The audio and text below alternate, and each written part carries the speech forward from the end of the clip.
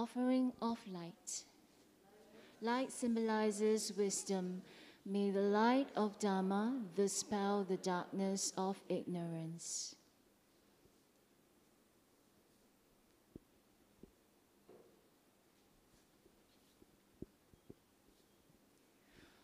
Offering of incense. Incense symbolizes the fragrance of pure moral conduct. This reminds us to cultivate good conduct.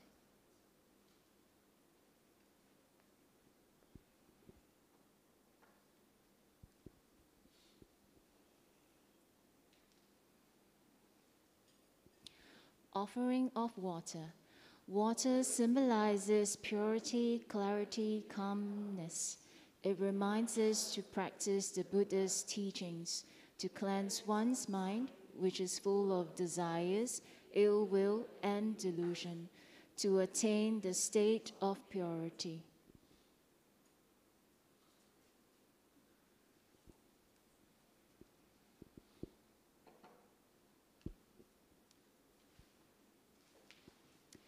Offering of fruits. Fruits symbolize the ultimate fruit of enlightenment, which is our goal. They also remind us that all actions will have their effects.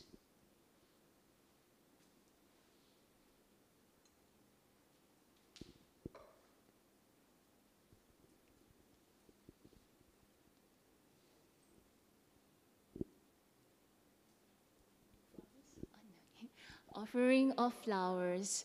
Flowers symbolize impermanence. The freshness, fragrance, and beauty of flowers are impermanent. This reminds us that we should all live in the present. Remembering thus, we should reduce our craving and attachment.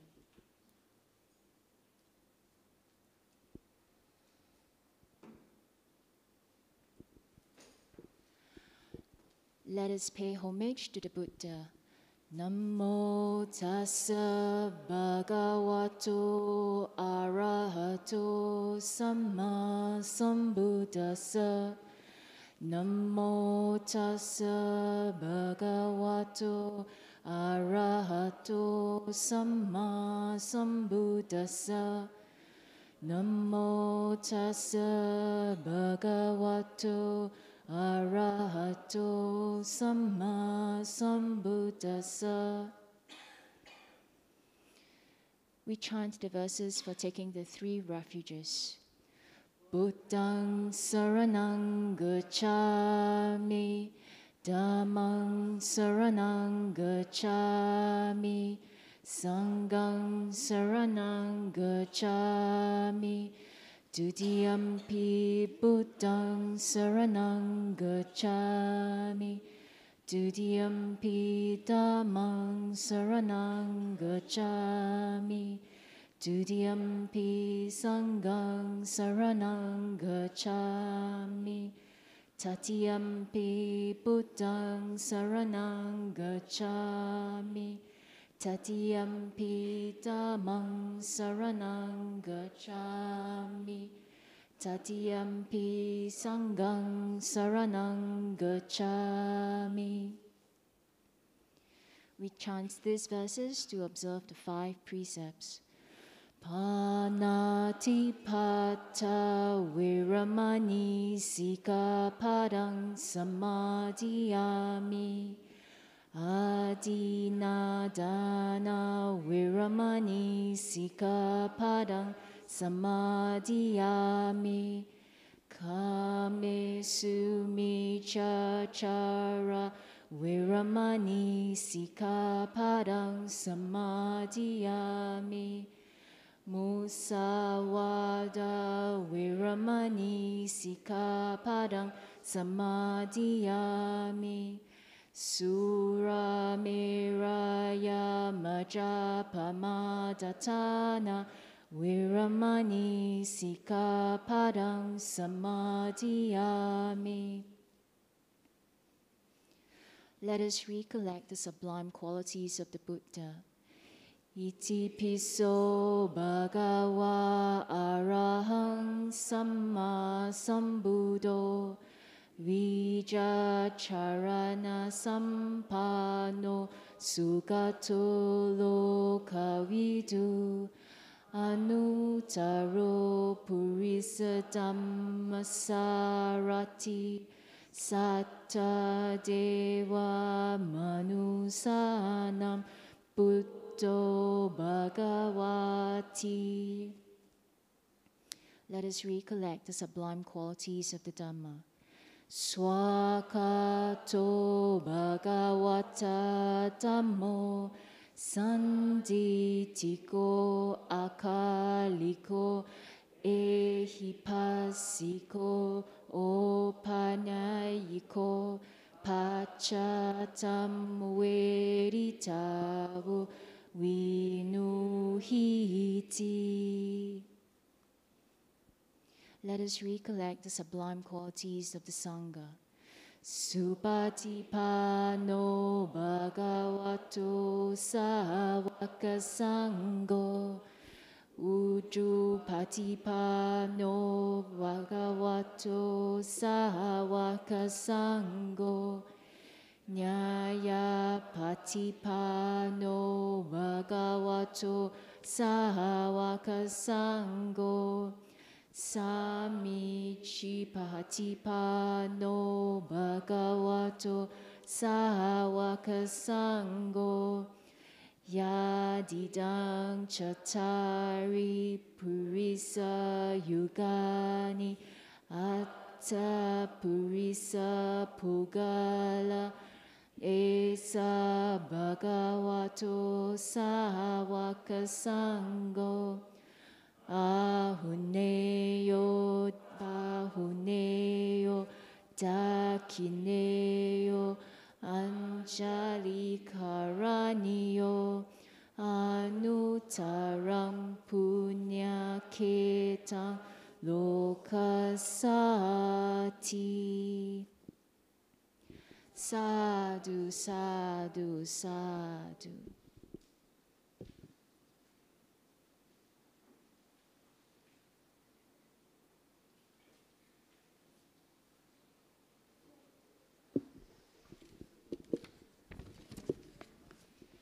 Very good morning, brothers and sisters. Thank you for your patience and happy Sunday. Good job on overcoming the very wet day to join us for the Dhamma talk today. So I'm going to give a short intro on Phra Goh first, and then we'll invite him out for a short meditation. So Phra Goh Chun Kiang is a resident monk at Palelai Buddhist temple since 2012. He was ordained in the Theravada tradition at Santi Forest Monastery in Johor. He spent 4 years away from city life, first staying at the Forest Monastery in Johor, and then at various forest monasteries in Thailand. Phra Goh is also actively involved in BF's prison mission counseling. So without much ado, let's put ourselves in Anjali and invite Phra Goh.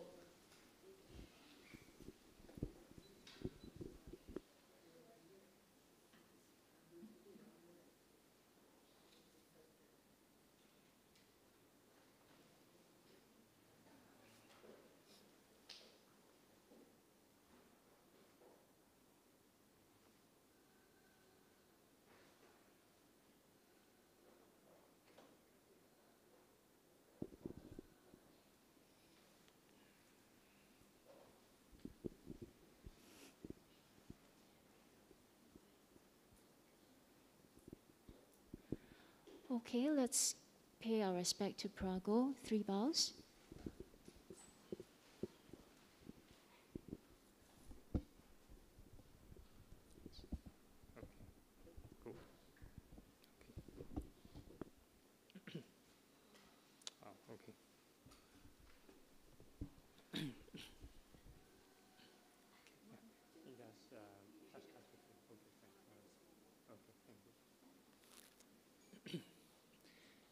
Okay, so good morning to everyone. Yeah, so today's talk may seem a bit chim, may seem a bit profound, but the options I was given is like, if I remember correctly, I think Sister Eileen, she messaged me the list of topics. Number 1, black magic. Then number 2, renunciation. 3, letting go. 4, no, then or the rest. It's either black magic or Buddhism. So, no choice. Choose this one. So we are going to talk about these Bojjhangas. But before we talk, a bit of meditation first, because I believe some people might come slightly late due to the rain, heavy rain. So we're going to start off with a bit of meditation. So you find a comfortable sitting position. Make sure your body is upright. And the rest of the body relaxed.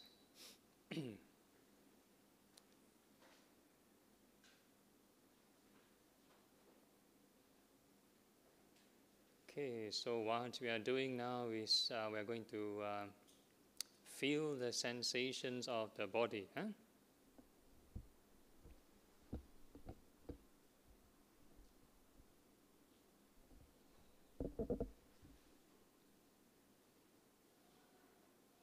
Okay, so what kind of sensations are we looking out for? So we call this the mindfulness of the 4 elements. It's part of mindfulness of the body. So we're going to talk about this later on. It's part of the first factor of this Bojjhanga, mindfulness. So these 4 elements are the earth, fire, wind, and water elements. So earth represents any hard and soft sensations. Fire is hot and cold. Wind is any kind of movement, fast or slow. And water, moist or dry. So it's just a general classification. So if you think that the sensation don't fit into any category, that's fine. So what we are doing is whatever sensation that appear, we just wish it well and happy. So we don't need to purposely create or generate these sensations.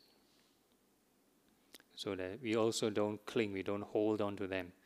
I want to hold on this particular sensation, maybe this particular heat or this particular tension. I want to hold it forever. No, no clinging, no rejecting, no fighting.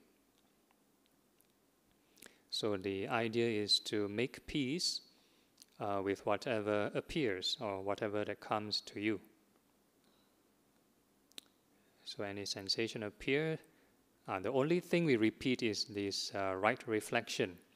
So we have loving kindness. Wish it well and happy. New sensation appear, well and happy. New sensation appear, well and happy. So the only reason we need to repeat this right thought, it's like rowing a boat. So once we stop rowing only, once we stop generating right thought, a lot of people have this tendency, sit there, meditation is to do nothing, right? Then once you do nothing, then something will happen. All these different waves and currents in the ocean will pull your mind all around, here and there. So all the stray thoughts, all the different distractions, different worries or fantasies, then the mind will just be dragged around. So the whole idea we keep repeating this loving kindness is to keep rowing to our destination. Any wave appear, we keep rowing, wave appear, keep rowing. New sensation appear, well and happy. New sensation appear, well and happy.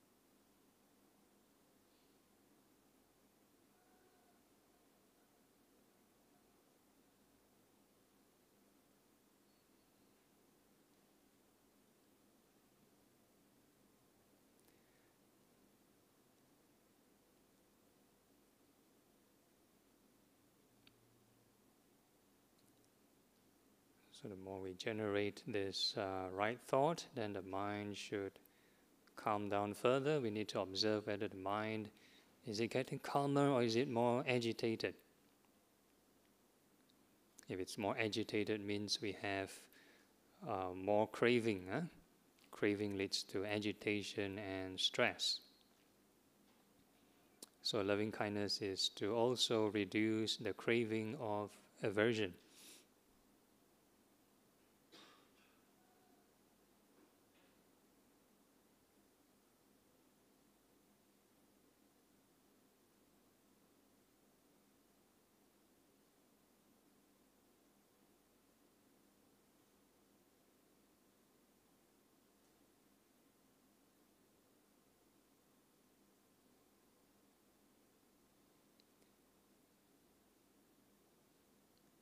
So the emphasis is on generating well and happy, not to control the elements, not to make it the way you want it.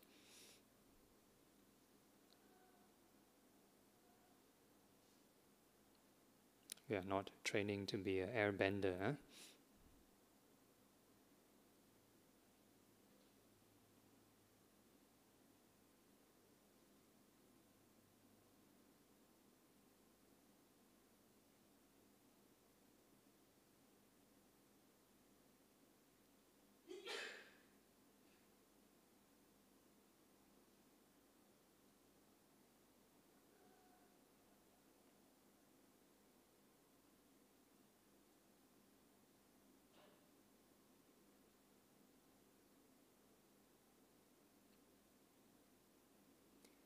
And if you find your mind generally calm, then the next thing we can do is we are going to wish all beings in all directions well and happy. So we're going to increase the area. All beings above, below, all across. Earlier on is one small area, and so now it's a larger area. So no need to push the mind and let it expand by itself.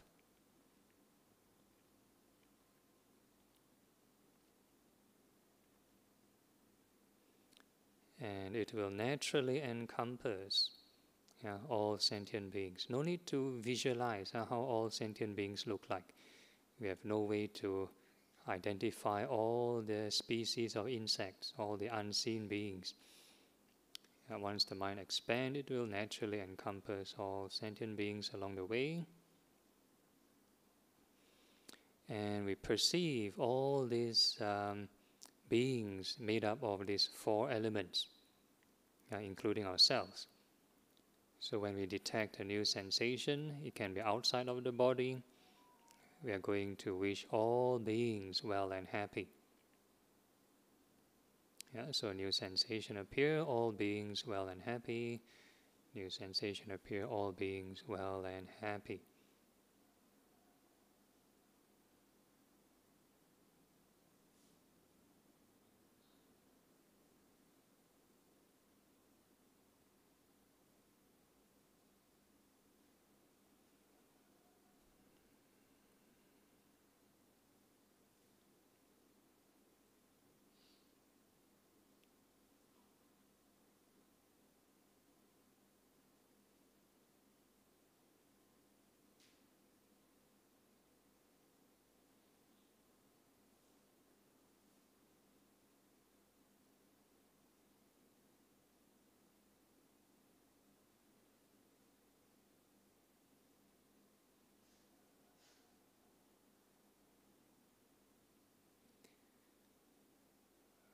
Okay, and if you find your mind again generally calmer,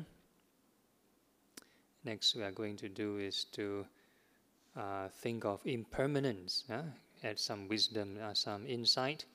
So all beings, all phenomena go through this arising and passing.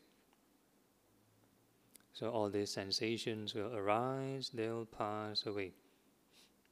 Arising and they pass away.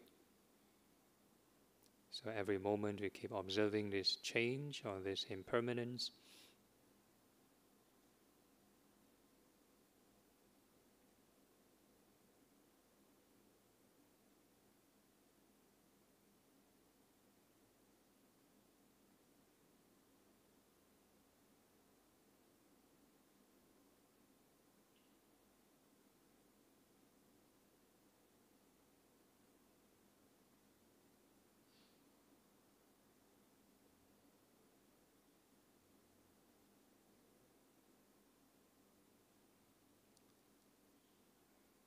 Okay, so no matter what happens, whatever kind of emotion appear, we're just going to keep observing impermanence. Treat everything as passing scenery. Everything is bonus, so we just focus on impermanence.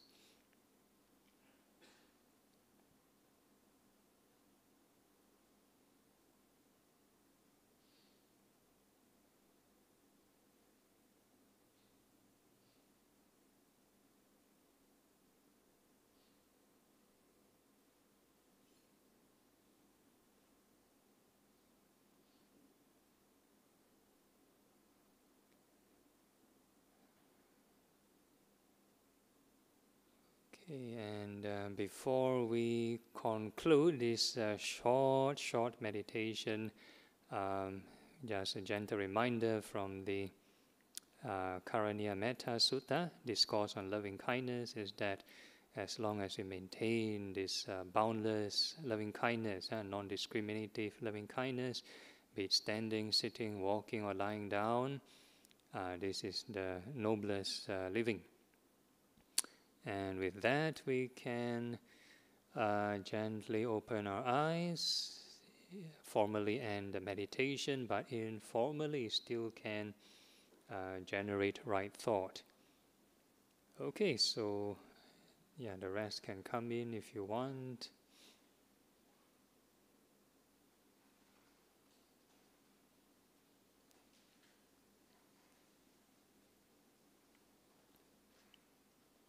There, the sign of enlightenment.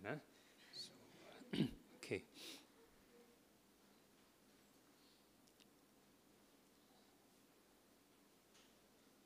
All right.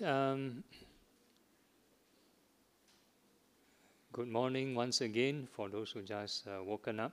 We are starting this topic, Bojjhanga. So, how many of you seen Buddha images with like a snake behind the head before? Something like this. Oh, the slide not up. Let me see how to. Okay. How many of you have seen something similar like this before? Buddha image with certain snake behind the back. Yeah, have, Okay, it's only a few. Okay, so let me introduce you a bit of art and culture. This is an artist's depiction of how this serpent king, or this Naga king, Naga can be serpent or dragon, how this Naga king, Muchalinda, sheltered the Buddha after he got enlightened. So there's this like heavy storm, and this serpent king, right, sheltered the Buddha. So some depictions of this serpent king has 7 heads. 7 heads. So these 7 heads represent these Bojjhangas. So Bojjhanga is a Pali word. It means the 7 factors of awakening, or 7 factors of enlightenment. So it's a very profound topic. How many of you really interested in enlightenment? Only a few. So the rest are not interested, so it's okay. Never mind. So I try my best to explain. Okay, so there is mundane aspect to it as well. There's a mundane aspect. So in the traditional or ceremonial kind of Buddhism, these Bojjhangas can be used to, normally for ceremonies, we chant for illness. Somebody sick, somebody in hospital, somebody not feeling well, then sometimes they request, monks, okay, go and chant this Bojjhanga to the patient. Then we do parita chanting. Then this is part of the formula, we chant the Bojjhanga. So what is this chant about? It's actually a story of these 3 incidents, actually, 3 separate occasions, 3 figures, 3 prominent Buddhist figures got sick. So the Buddha was one of them. Buddha got sick. This Venerable Moggallana was one of them. He also got sick. The monk with the foremost in psychic power, this Venerable Moggallana got sick. And one more, Venerable Mahakassapa, the one foremost in ascetic practice. So these three persons got sick at three separate occasions, 3 different times.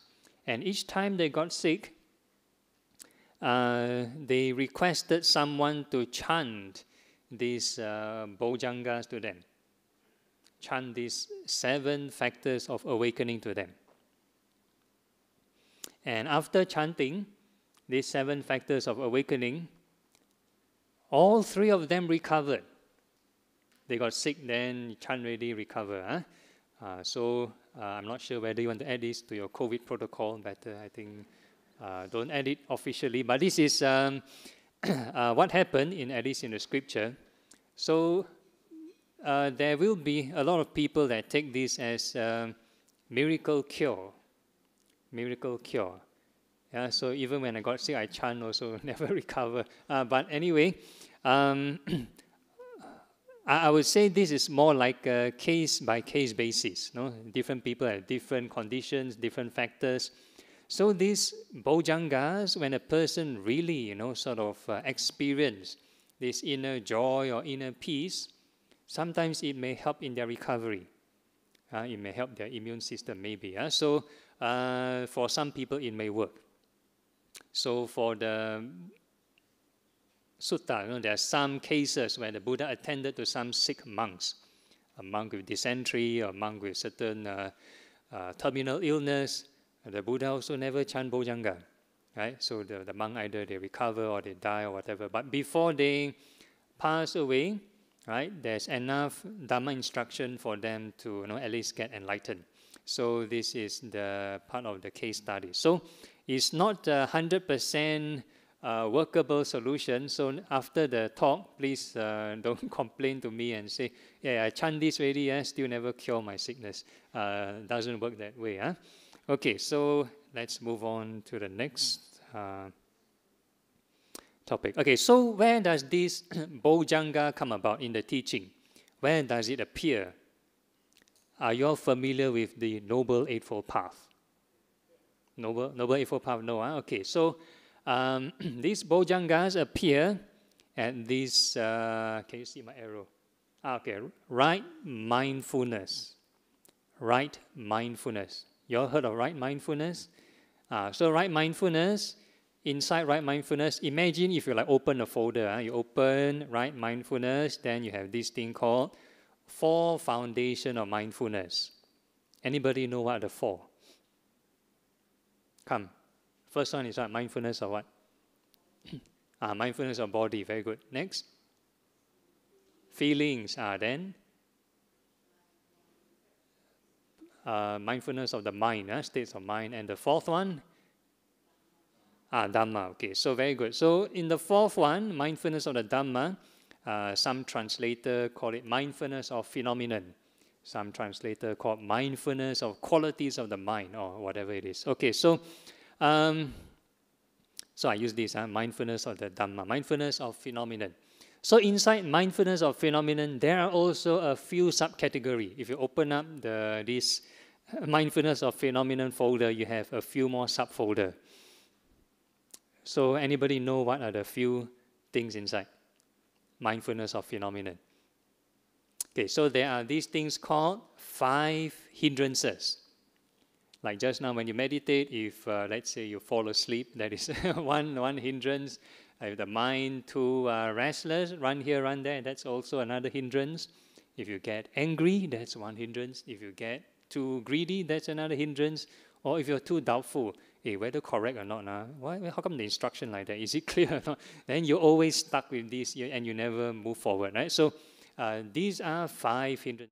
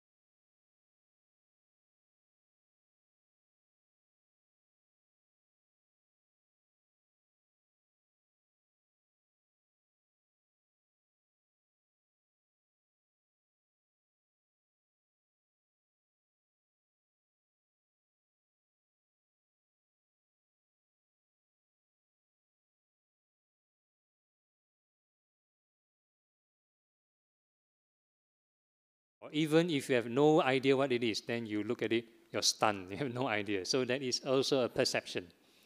Perception of time, perception of space even. Is it a big area, small area? Is the talk getting boring? Is it too long, too short? So that's perception. Okay, then the second aggregate, feeling. Either you find it pleasant, unpleasant, or neutral. Whatever color or shape you see, whatever sound you hear, the pitch, is it pleasant, unpleasant, neutral? So all these are feelings. So that's the second aggregate. And the first aggregate is the form. So early on when we meditate, we talk about the 4 elements. So that's the form.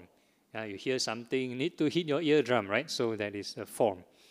So the eardrum moving, so that's the earth element, vibration, wind element, stuff like that. So everything is made of the 4 elements.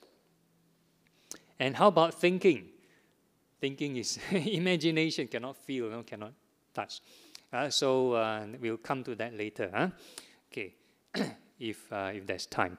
Okay, so that's the 5 aggregates, and we still haven't finished. We have this thing called the 6 sense bases, the 6 contact, and the 6 external objects. So that's also part of the mindfulness of the Dhamma. So how does the 5 aggregate operate through your 6 senses? So we talked about it already. So it's like together. And further down, once you understand this phenomena enough, then you have this thing called the 7 factors of enlightenment. So it appears in this particular scripture called the Satipatthana Sutta or the Maha Satipatthana Sutta, both suttas. You also can find these 7 factors of enlightenment. So the Pali words I mentioned, the discourse on the 4 foundations of mindfulness. You can find these 7 factors of enlightenment. And if you look to the other scriptures like breath meditation, Anapanasati Sutta, breathing meditation, discourse on breathing, you also can find these 7 factors of enlightenment. If you look at other meditation objects, let's say the 4 sublime states, you can find this Mettang Sutta. There's an M behind the metta. Mettang Sutta. You also can find these 7 factors of enlightenment. So why is this so important? Because this is the gateway to enlightenment, gateway to awakening.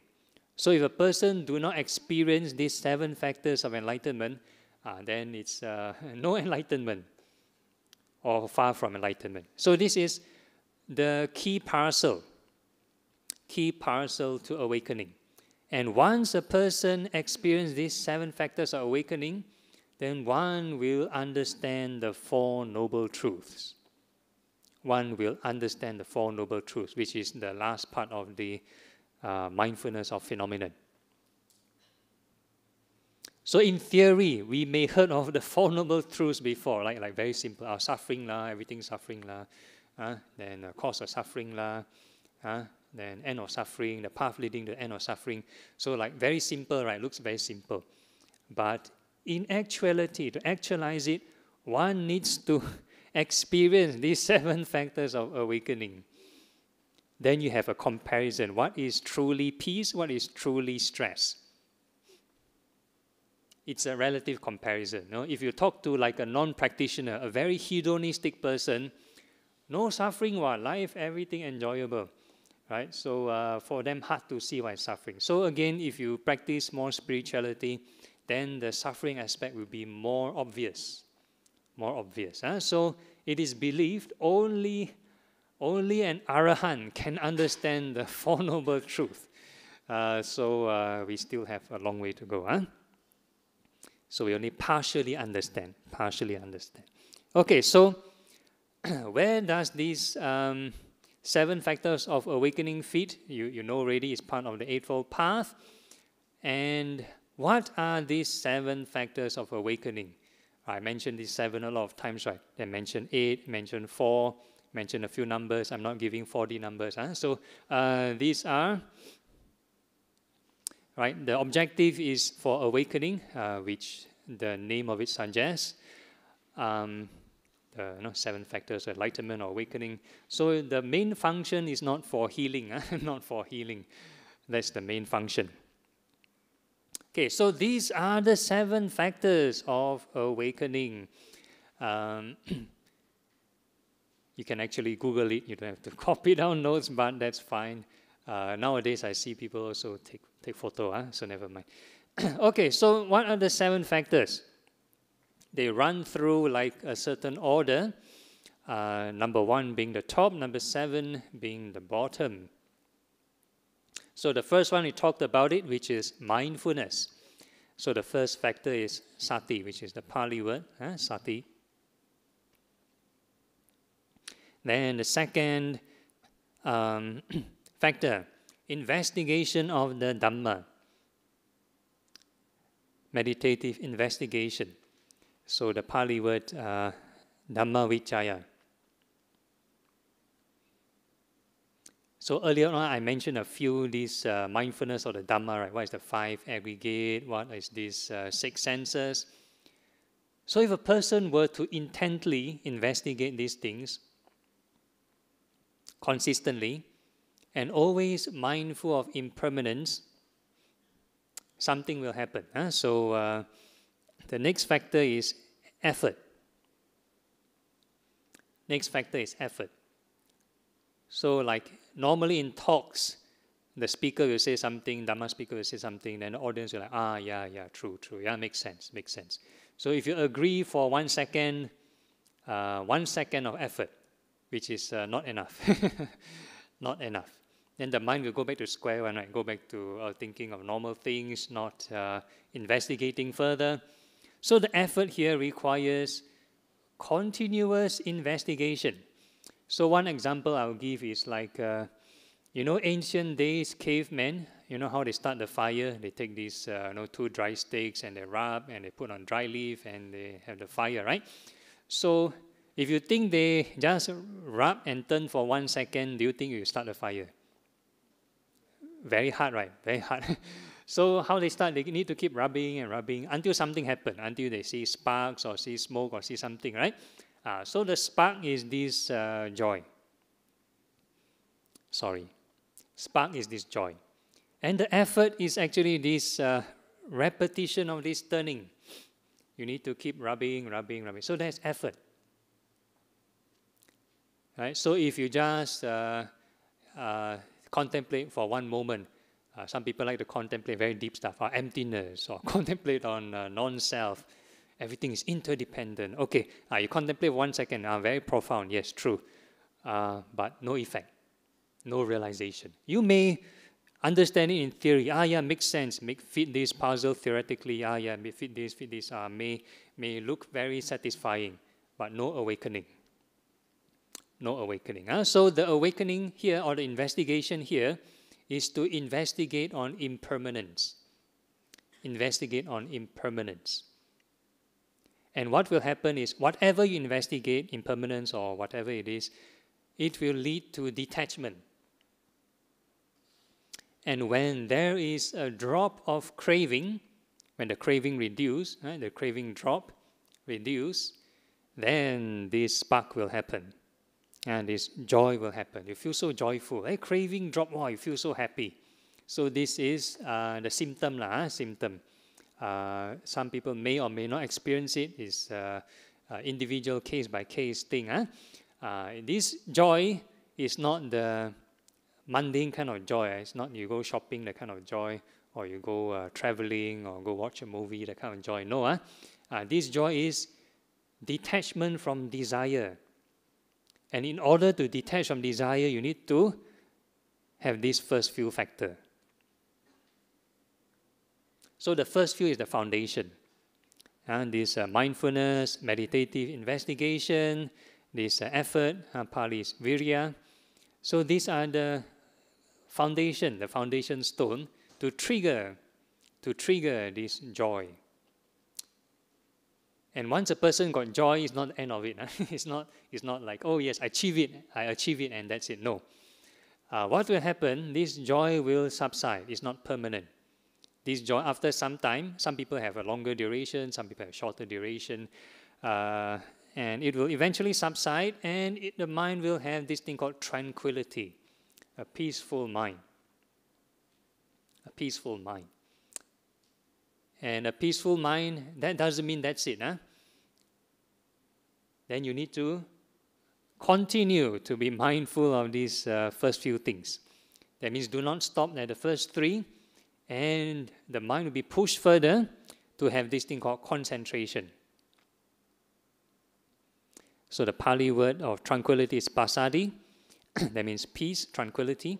And concentration, the Pali word is samadhi, but a lot of people translate as concentration. So some people have the impression concentrate means must focus, must force your mind, must make it still. So no, not like that. The more you force, then becomes attachment, becomes clinging. So the symptom of clinging is you feel stress. So a lot of people meditate until so stressed, the face like constipation, then that is not concentration. That is not samadhi. Samadhi means the mind is resting at stillness, not sleeping. Different thing. Sleeping also very peaceful, but not sleeping. This one is require lots of right effort. Okay. So what happens is after samadhi, then eventually the mind will be stable, equanimity. So equanimity, the Pali word is upekkha. And when the mind is stable, it's not easily affected by the ups and downs of life. Anything pleasure, pain, the mind not so easily shaken. Any criticism, praise are not easily shaken. So the mind very stable.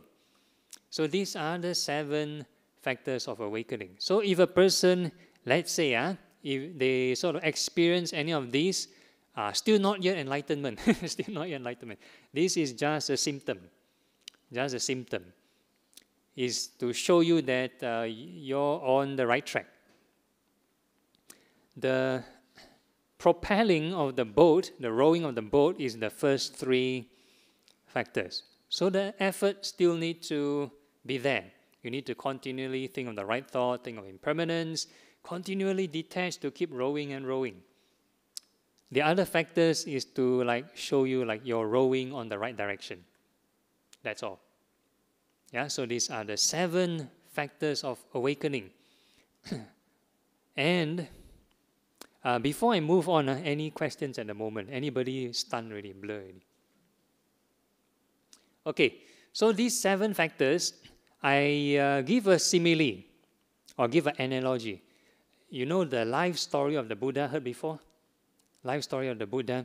There was one time the Buddha, before he got enlightened, he was practicing this asceticism, right?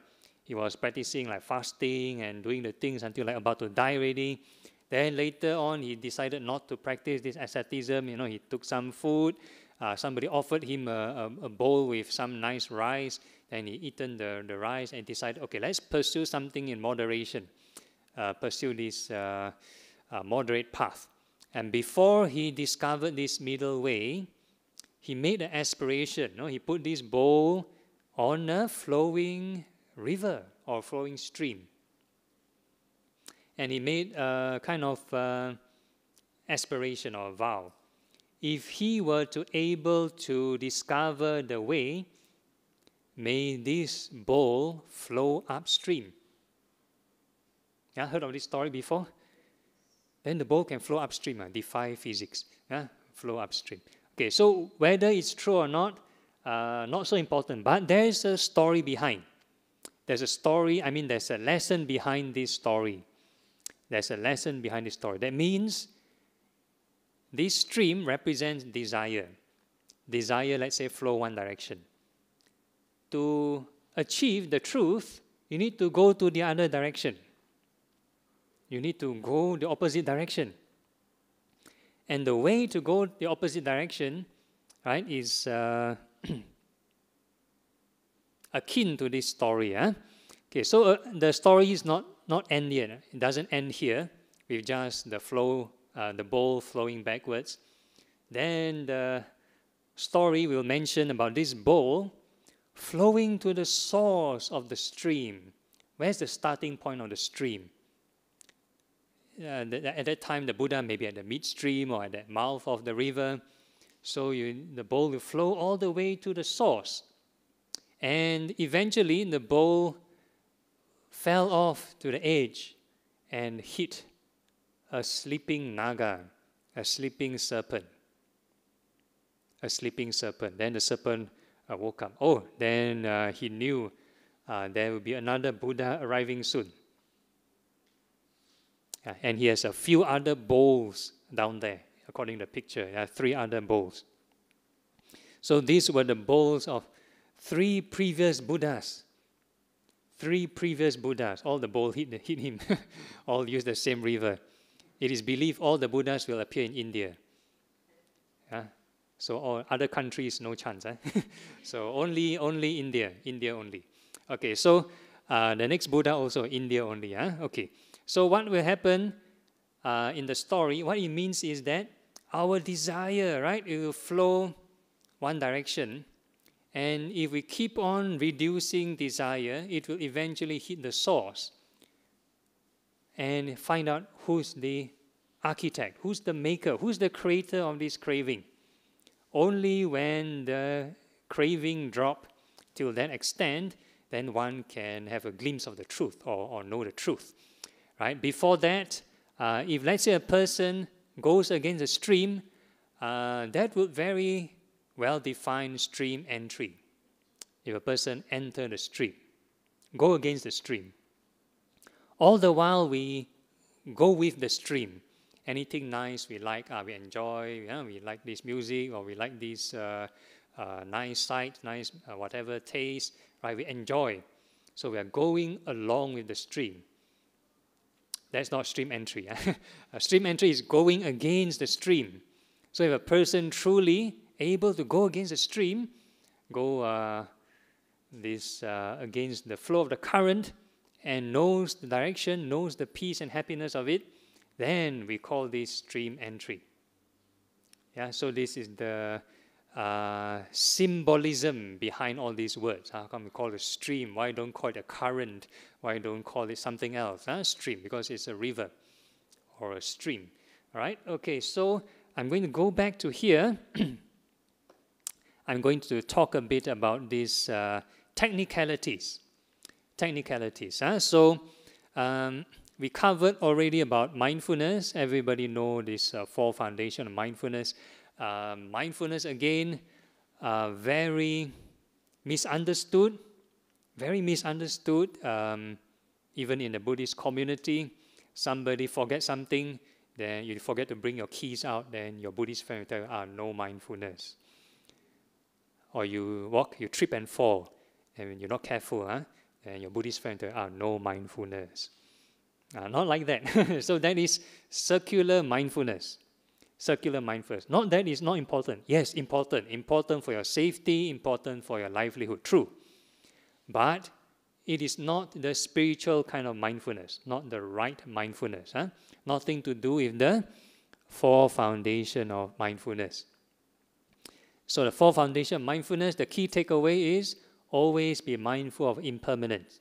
So if you due to lack of time, if you Google yourself this 4 foundation of mindfulness sutta, the key takeaway or the emphasis is always mindful of arising and passing. Regardless body, feeling, mind, all the different dhammas, always mindful of the arising and passing of all these phenomena. So that's the key takeaway. So a person needs to investigate this impermanence. Whether is it true?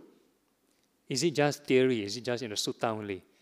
So you need to observe. You need to investigate whether is it true. So if you keep observing, is your attention permanent or impermanent? Is your feelings permanent or impermanent? Is it always the same?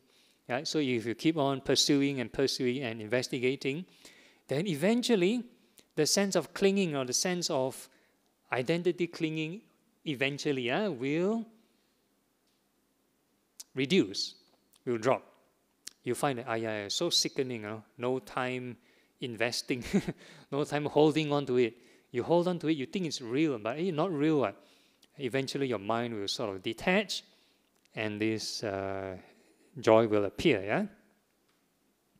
Okay, so not going to go through everything. The next one is between joy and concentration. So this concentration is the wisdom kind of concentration, insight-induced concentration, vipassana kind of samadhi. Yeah, insight kind of concentration. It is not the same as the jhanas. It's not the same as the jhanic kind of samadhi.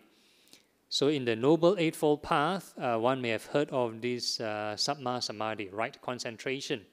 And you may have heard of right concentration is the 4 jhanas, right? Heard before, first, second, third, fourth level of jhanas. So these jhanas is one kind of samadhi. This insight concentration is another kind of samadhi. These 7 factors of awakening is another kind of samadhi. So to give you a clear kind of case reference, let's say before the Buddha was around, there were many yogis, many meditators who also achieved jhanas, but they do not have these 7 factors of awakening at that time. So like the Buddha's previous 2 ascetic teachers, this Alara, Kalama and Udaka Ramaputta, these 2 teachers, teach these very, very high levels of jhanas, these 7th and 8th levels of concentration, more than what the Buddha prescribed. Buddha only prescribed 4 for us, right? But those meditators got 8. So the Buddha already very kind to us, give us 50% discount. But again, not many people can achieve, but never mind. So these jhanas, without insight, without this insight kind of peace, is different. They won't reach liberation. Yeah, and whereas there are many instances, like for example, this Asubha Sutta, impurities of the body meditation. This sutta, the Buddha was comparing between a jhana practitioner and a Asubha meditation practitioner. It is like saying Asubha meditation cannot reach jhana. So this is the comparison.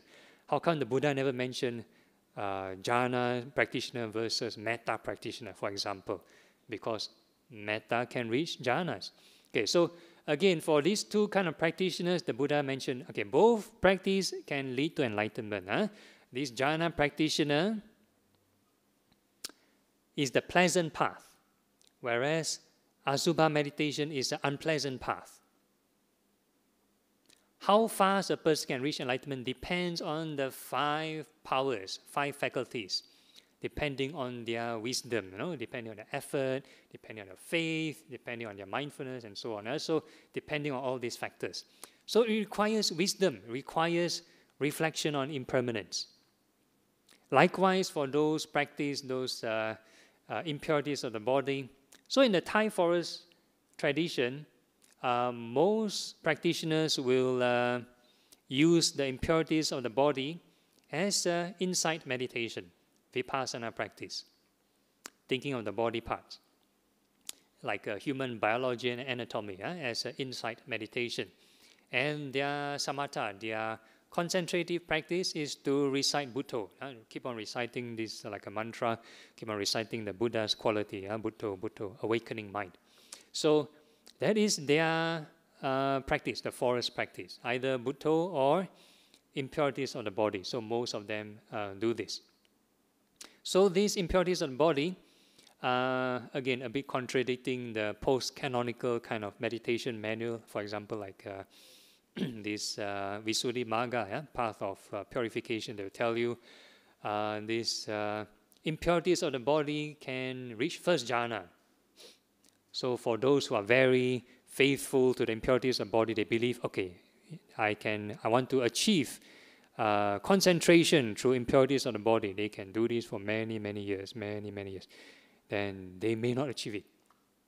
Because if let's say the sutta is really true, then it's unachievable, right? So they're doing the impossible. Then the whole day try to reach concentration, visualize.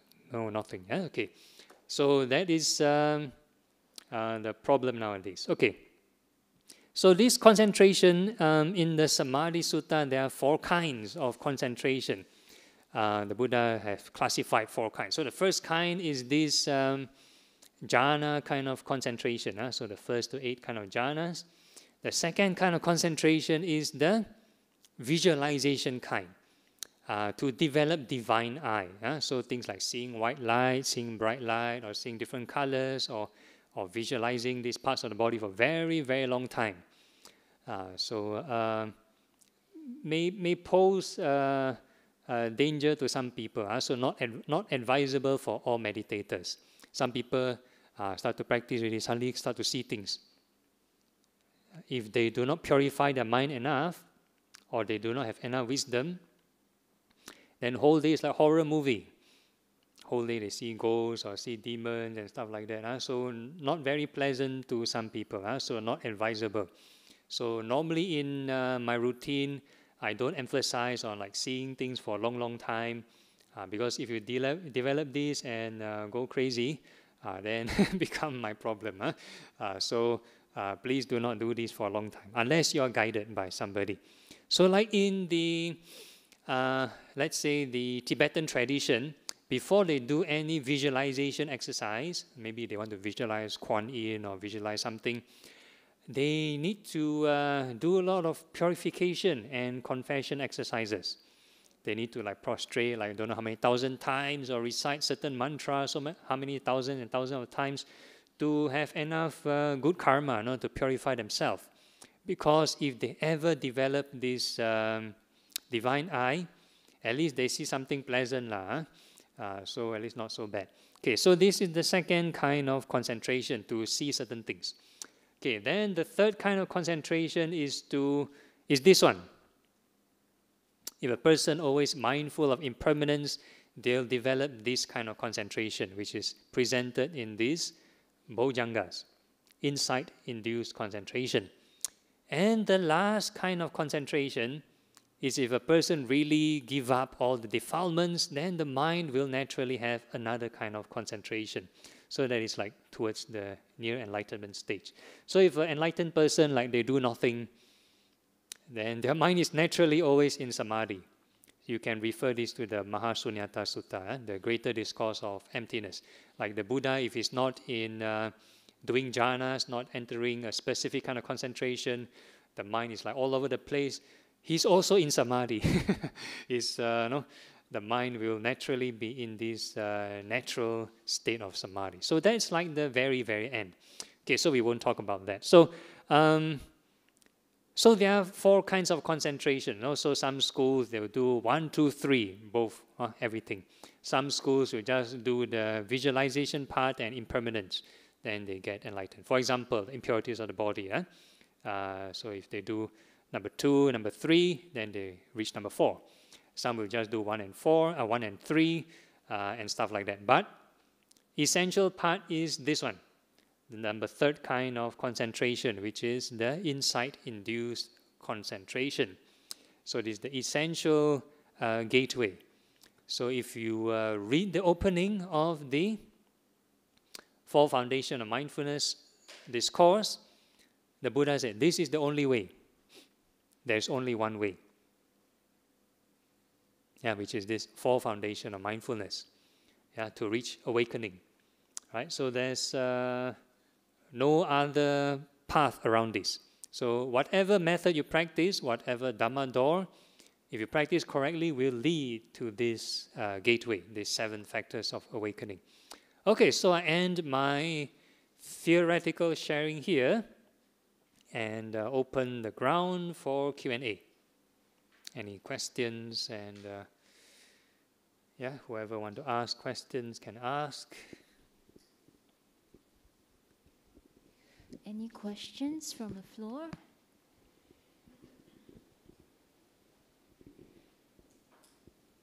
No questions to help upgrade our sampan to motorboat?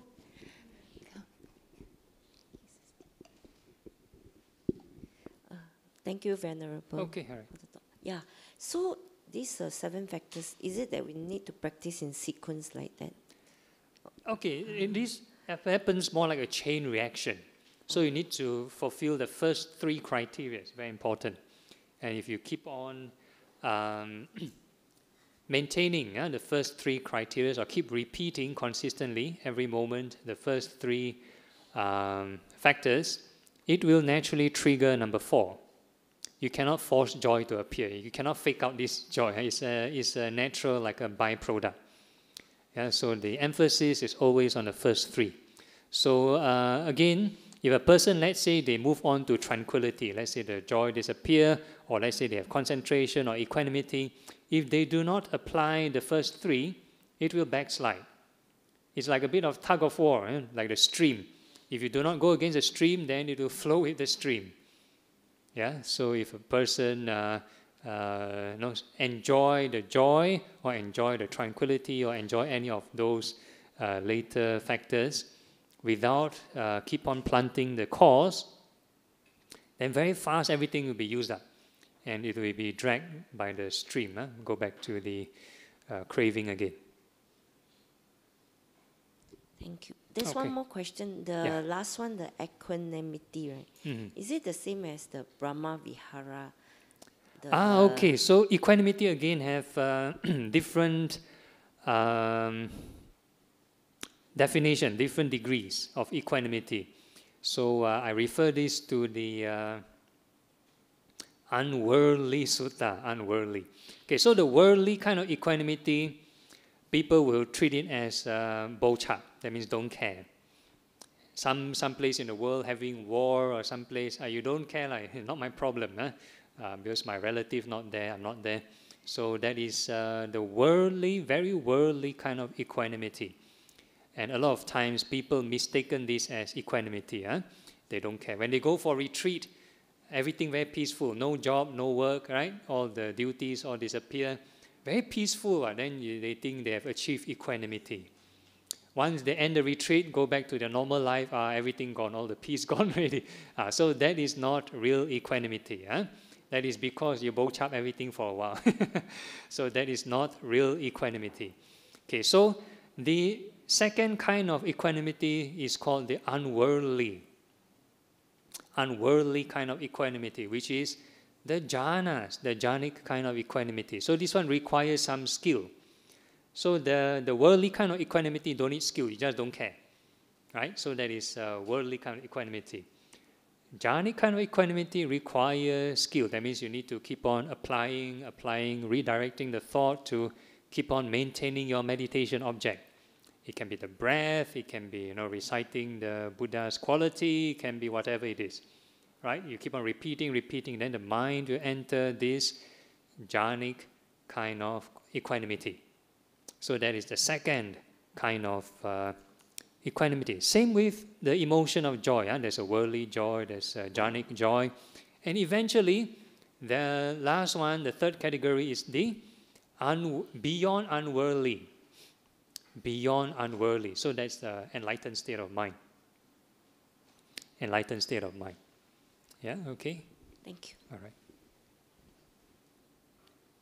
So that's the Trinity of Buddhism. In the Mahayana Buddhism, they have the 3 kayas, 3 bodies. This concept is before Christianity, these 3 bodies, 3 kayas. Is in Mahayana Buddhism. But in Theravada Buddhism, you can find this in this unworldly sutta. 3 kinds of perspectives. So we have the worldly state of mind, worldly emotions, normal kind of emotions in the mundane state. And there is the unworldly state. That means a person need to cultivate, need to practice to achieve this peace. So it requires condition. And eventually, if a person detach and move on to the beyond unworldly state, so this one doesn't require condition. The mind is already free. All right, so these are the 3, is a progression, state of progression. Okay. Hi, Phra Goh. Yes. It's fantastic. Thank you. Talk. I have a question. I've heard this story that you mentioned about the bowl going against the current, that story. I don't really understand.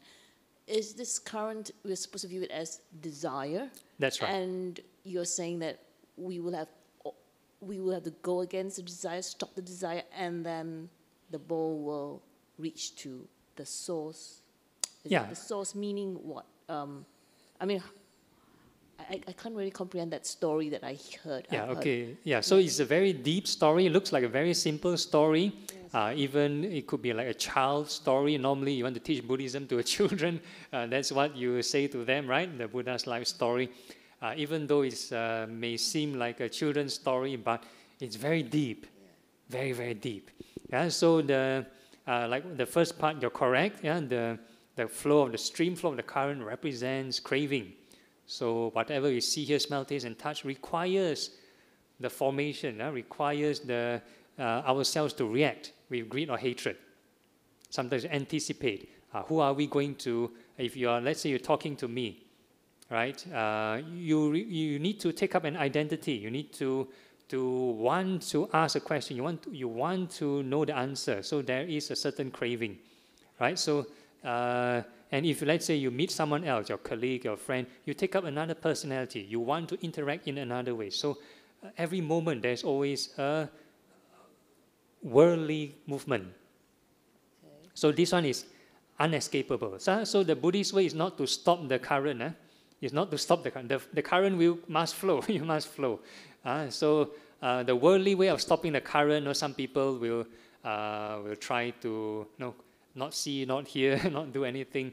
That's not the way. We operate as normally as possible. The current will still flow. But what we are doing, the story is, the bowl is transcending the current. It's going above. It's not like sinking at the bottom. It's above the current. So the current will still operate normally. That means you do your tasks normally in your life. You still need to eat. You still need to go to the bathroom. Function normally, right? But at the meantime, goes above the current. So before the Buddha reached this point, he was practicing again with these two ascetic practitioners in believing in stilling the mind, entering deep states of concentration, and they believe that total freezing of the karma is the end of suffering. So by not doing anything, everything still end of suffering. But at that time, our ascetic Gautama, before he got enlightened, he was wise enough to know when he need to open his eyes, he need to go to the toilet, he need to go and eat. So there's movement. You cannot have total stillness all the time. So you cannot stop the current. Okay, so Yeah. the story, so actually the bowl actually did float above the Yeah. stream then. That's so right. this is real. It's not just a story. It Yeah. actually happened. There's a moral behind the story. Whether it happened or not, I'm not there to witness the event. Right. Yeah, but there is a truth behind this. Right. And for this story, we're supposed to view the current as the desire, not anything else Yeah. but the desire. That's right. All right, then I think that's Okay. clear then. Yeah, thank you. Thank you. No problem. Okay, one question at the...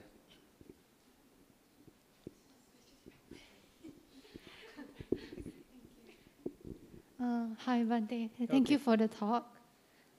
So for the second factor of awakening, meditative investigation, does that include investigating the breath, satipatthana, or is that a meditation itself? Yeah, that's also part of the Anapanasati Sutta, part of the breathing meditation. So breathing meditation, not very simple. There are 16 steps of breathing. So the last 4 steps require this impermanence, relinquishment of the breath and detachment. So that one requires lots of investigation. And if you go beyond the 16 steps, then the Buddha will mention again these 7 factors of awakening. So when a person really detached, with impermanence, they will trigger these 7 factors.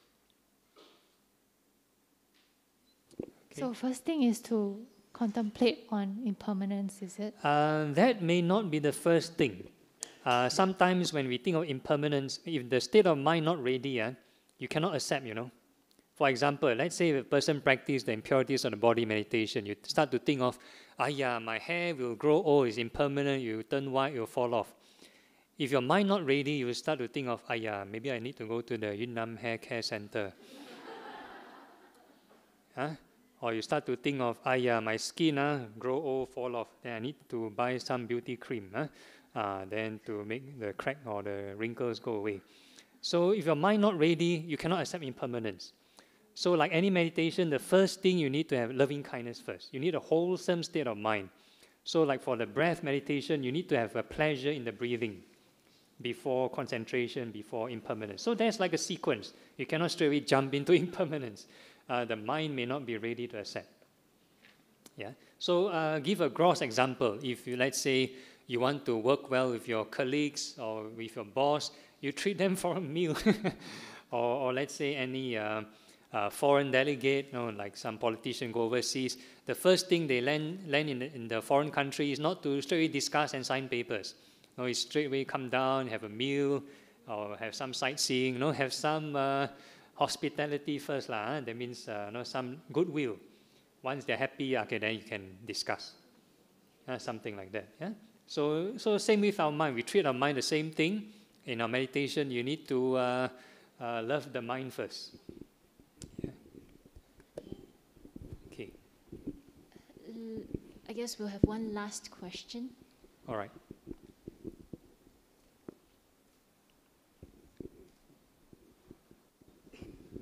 Okay, thanks for explaining, the stream entry. Okay. I think it's quite clear that it represents going against the stream. But what is the meaning of the bowl floating to the origin? Okay. So the stream is a very long path. It's not like once a person experiences a bit of joy or experience a bit of equanimity and that's enlightenment. No. This journey is a very long journey. The stream, the entire stream is a long journey. Some people may take, according to the Satipatthana Sutta, may take 7 years if they consistently observe mindfulness. If they contemplate, it may take 7 years. Or some people, let's say they want to take certain vows, bodhisattva vows, may take many lifetimes even, right? So unless you're super talented, then maybe 7 days or shorter. Yeah? So the length of the stream depends on individuals' karma also. Yeah. Actually, what I meant was, does the origin mean that maybe in order to go against the stream, you have to go back to maybe a more primitive or an earlier stage, of your maybe of your life or your. Oh no need. Not that. No. Not necessary. Not referring to that. Yeah. So okay. So if you look at the diagram here on the right, the words basically from the mindfulness all the way to the equanimity. Imagine it as a level of craving. Imagine craving as an indicator. There's like a gauge. So if, let's say, a person's craving is still very high, then they need to start off with practicing mindfulness. Or if they lack mindfulness, then the craving naturally very high, right? So once they have practiced proper mindfulness, they reduce, then the craving reduce, and it will coincide. When you put in more effort, it will reduce, and this joy will appear, it will reduce. And once the mind is equanimous, doesn't mean there's no craving. The craving, again, there's a bound, actually, there's a bound. So a person needs to continue to be mindful of impermanence all the way until this craving drop to, let's say, 0. Imagine I give an empirical number to it. If it really dropped to 0, so that's the source of the stream. Okay, I hope that give a good analogy. All right. Okay, so let's say 3 sadhus. Okay. Sadhu, sadhu, sadhu. And then, Bhante, can we request that you lead us in dedication of merits? Okay, yeah, so we dedicate merits. So merits from listening to the talk or even contemplating or practicing. As long as the mind is elevated, become more wholesome, either you more joyful or more peaceful, so that is a meritorious mind. Yeah, a demerit mind means a mind anger, mind with greed, so that's a demeritorious mind. So only when it's meritorious, then we can dedicate. Yeah, so we can spread the goodness around. So we can think, of this, of our deceased relatives or friends if we want, and we can also wish all beings, may they be well. 𝑒tāvata-ca-amhehi isampadang punya sampadang sabbe deva anumodantu sabba sampati siddhya ētāvata-ca-amhehi isampadang punya sampadang sabbe Buddha anumodantu usabba sampati siddhya ētāvata-ca-amhehi isampadang punya sampadang sabbe satta anumodantu usabba sampati siddhya. Sadhu, sadhu, sadhu. Okay, so may you all be well and happy, and may you all eventually enter the stream and eventually reach the end goal. Right? Sadhu, sadhu. Sadhu, sadhu, sadhu. Let's pay 3 respects to Bhante.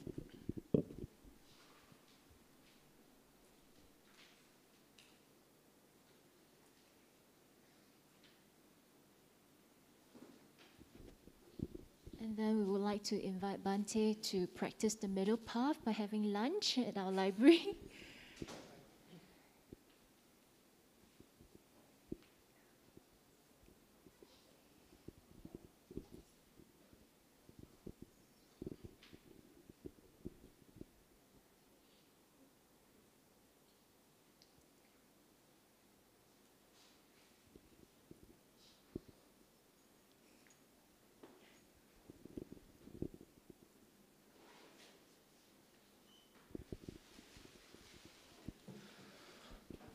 Okay, so brothers and sisters, I seek your forgiveness for the late start this morning. And then now, again, I seek your patience for me to finish the announcement for today before we close with our closing puja. So next week, we have the Sutta special with Sister Sylvia Bay. So do join us 10:30 a.m. in this center as well, and I hope to see you there. For the month of September, we are wrapping it up for the Sunday service with the Sutta special, as mentioned earlier on by Sister Sylvia. There will be Facebook Live, but she will also be here on site in person. So if you can make it, do join us here to enjoy the vibe that we have whenever we have speakers, especially Sister Sylvia here.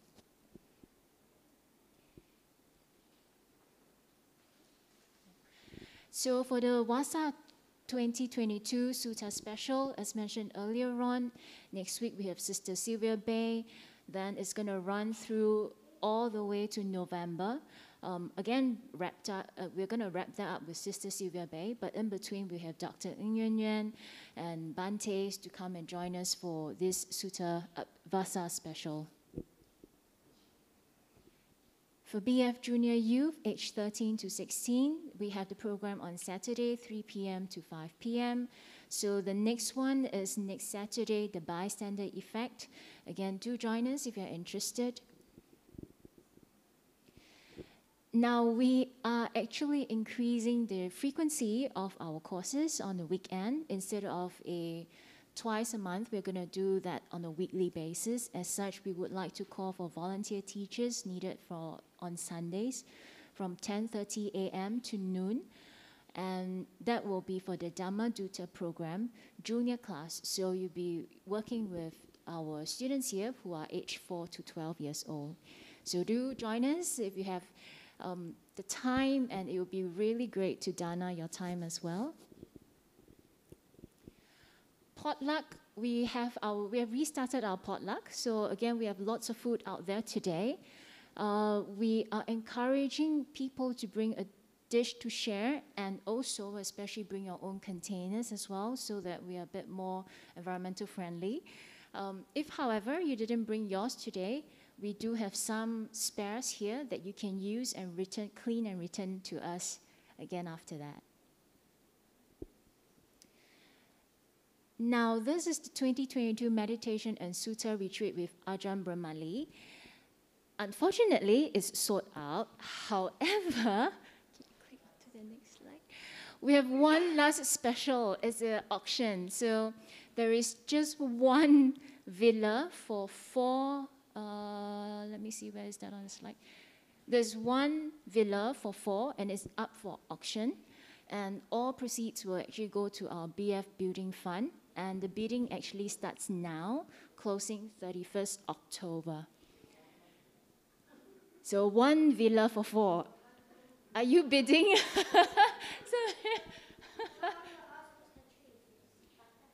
Again? Sorry? So we have one bidder on site. Okay. So, but do join us. I mean, it's so good, it's sold out. Early bird actually ended 15 September. So you can imagine how popular this is. So one villa for 4. Yeah, so we will look forward for your participation in our auction that will go into the building fund. Okay, that's all for announcement. Now we'll go into closing puja. Thank you for your patience.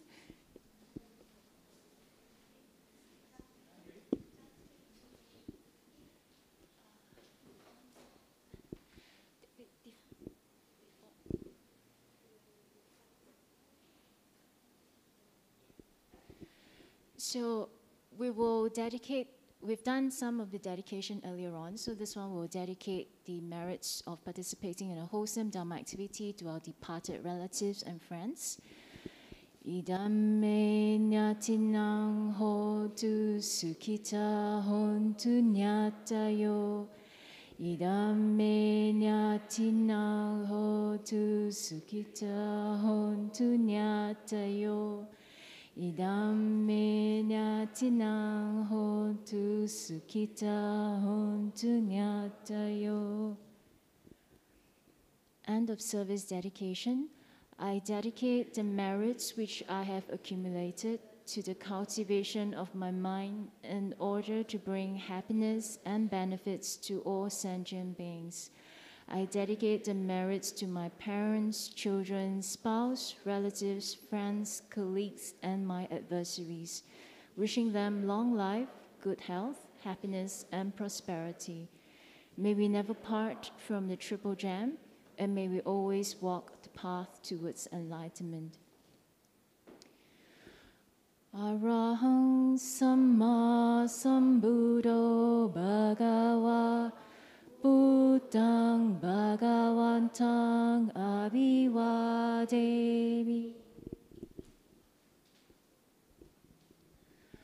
Swakato Bhagavata Dhammo Dhammang Namasami. Supatipano Bhagavato Sāvaka Sangho Sanghang Namami. Sadhu, sadhu, sadhu. Happy Sunday, brothers and sisters. Thank you for joining us today. Do enjoy the potluck there.